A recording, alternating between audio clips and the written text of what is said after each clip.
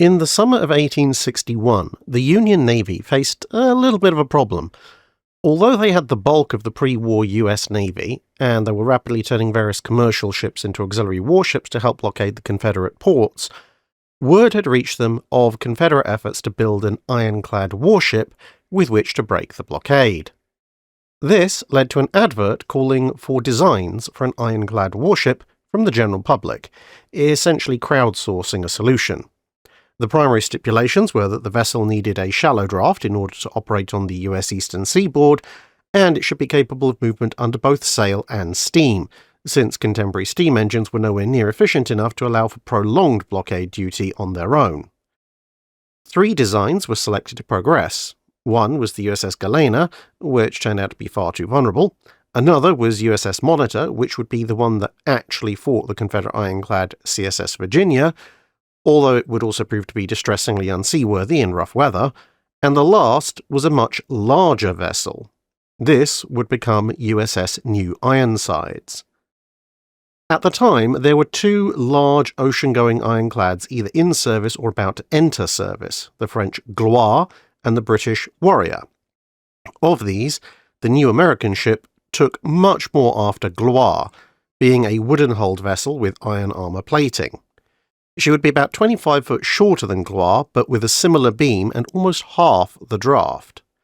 This significant compromise to allow for shallow water work limited the volume that was available for her power plant and would affect her overall underwater profile, making her significantly slower than the European vessels, but such is the nature of compromise.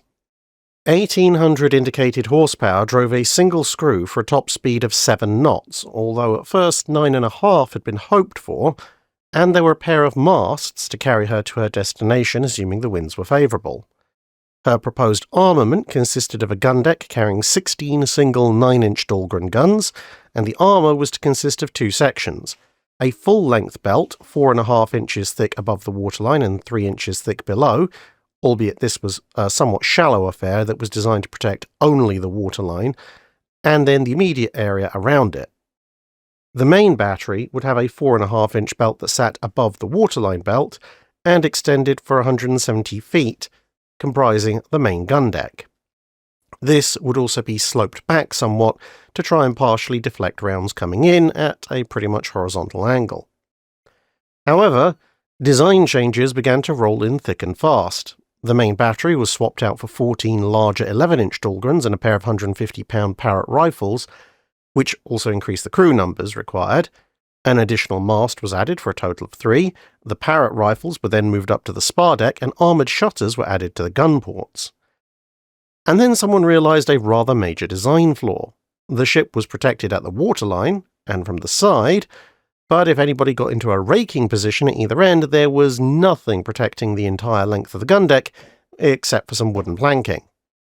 Quickly, a pair of bulkheads were added, made up of a foot of white oak with 2.5 inches of iron placed to top it.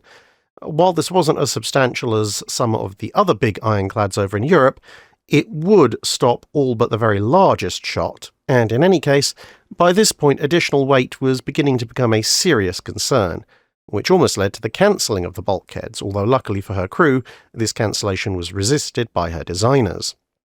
A final addition was a small armoured pilot house located just behind the funnel. By the time she completed, in summer 1862, all these changes had added almost 500 tons to her displacement, which was quite a lot considering she'd only been supposed to displace a little over 3,600 tons originally. Despite this 14% increase, which is equivalent to sticking a couple of large destroyers on the deck of a treaty-era battleship, she turned out to actually still make less than 15 foot of water in draft.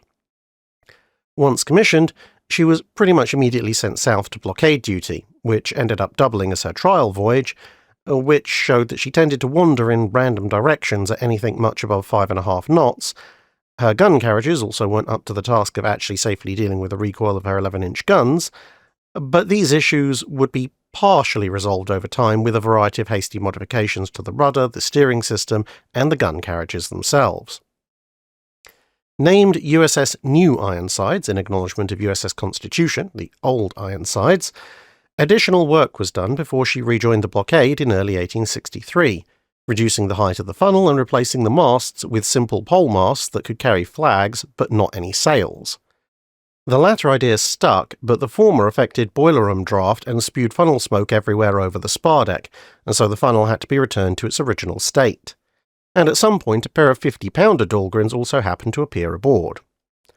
She would finally see action in April 1863 against the forts around Charleston, South Carolina. Although the small pilot house stuck behind the funnel was the cause of much complaint, her armour was the cause of much praise. She was hit more than 50 times in her opening engagement, and her belt armour stood up to the battering quite well, although the armoured gunport shutters were found to be prone to break or jam on impact. The deck plating also stood up to punishment reasonably well, and as the crew got more used to handling the ship, she was able to bring more and more fire to bear. The large number of guns and their relatively expansive working conditions compared to the monitors made the Confederates rate her as more of a menace than the collective flotilla of monitors that were scuttling about in her shadow. Only her draft, which was slightly greater than that of the monitors, made the latter a little more suited for close inshore work. She would subsequently see action against a large number of Confederate positions and would be shot at by almost every gun in the Confederate arsenal, plus an attack from a semi-submersible with a spar torpedo, but she survived all of this. But any chance of being the progenitor of a more ocean-oriented US fleet of ironclads in the post-American Civil War era was dashed at the end of 1866 when she somehow caught fire off Philadelphia. By the time the location of the fire was determined, choking smoke made it impossible to get a bucket brigade down there, and she burned to the waterline, with what was left of the wreck sold for scrap at the end of the decade. That's it for this video. Thanks for watching. If you have a comment or suggestion for a ship to review, let us know in the comments below. Don't forget to comment on the pinned post for dry dock questions.